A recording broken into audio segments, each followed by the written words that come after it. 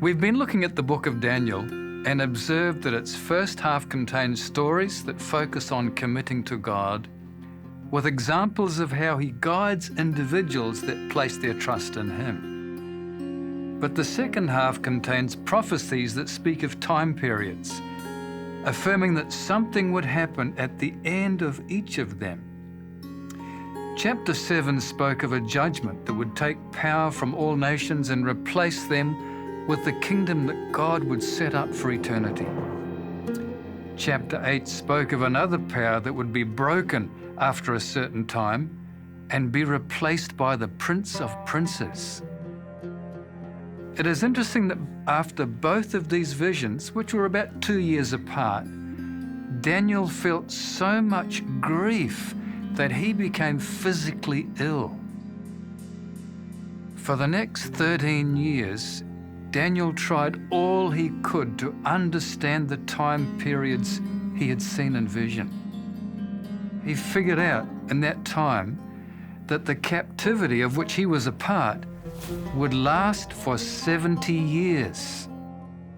He found this from the writings of a contemporary prophet, Jeremiah, who lived in a different part of the empire. In the same breath, while specifying 70 years, Jeremiah also said that the exile would end and the people would return as they confessed their sin and recommitted to God. So Daniel prayed a prayer of confession, seeking forgiveness for himself, his father's line, for the kings of Israel, and from the nation as a whole. In response to this prayer, the archangel Gabriel was sent from God's throne in heaven to reassure him. His reassurance contained another prophetic time period, linking all the previous times mentioned and giving some markers to help identify them.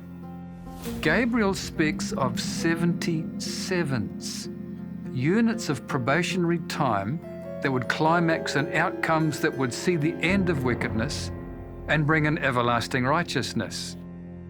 All of this depended on the coming of the Anointed One, who would confirm the covenant for 1/7. This expectancy is reflected in the gospel writings. Mark, for instance, records some of the earliest words of Jesus. "The time is fulfilled," he said, "and the kingdom of God is at hand." And further, think of the expectancy surrounding the birth of Jesus, the coming of the wise men from the east, the words of the old prophet Simeon and the prophetess Anna, all reflect the hope pinpointed in Daniel chapter 9.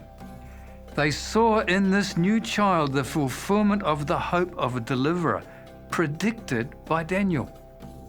The Apostle Paul also refers to time fulfillment. When the set time had fully come, God sent His Son, born of a woman.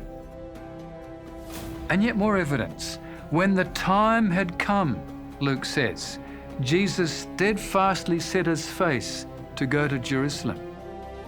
And Paul, speaking of the same event, says, in due time, Christ died for the ungodly. And any attempt to kill Jesus prematurely was unsuccessful, because, as John said, His hour had not yet come.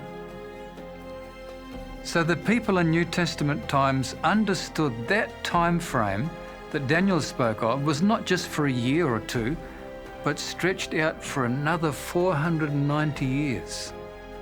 Therefore, it cannot be glibly assumed that the so-called year-day principle is a relic of misplaced Christian numerology, but that it was a legitimate measure used by people of New Testament times to help them make sense of their day and to emphasize the significance of their preaching.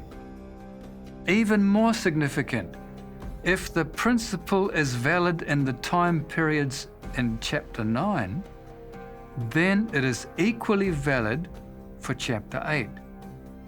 Remember, this is all pointing to the abolishment of evil and oppression and the beginning of the restoration of the earth that God has promised.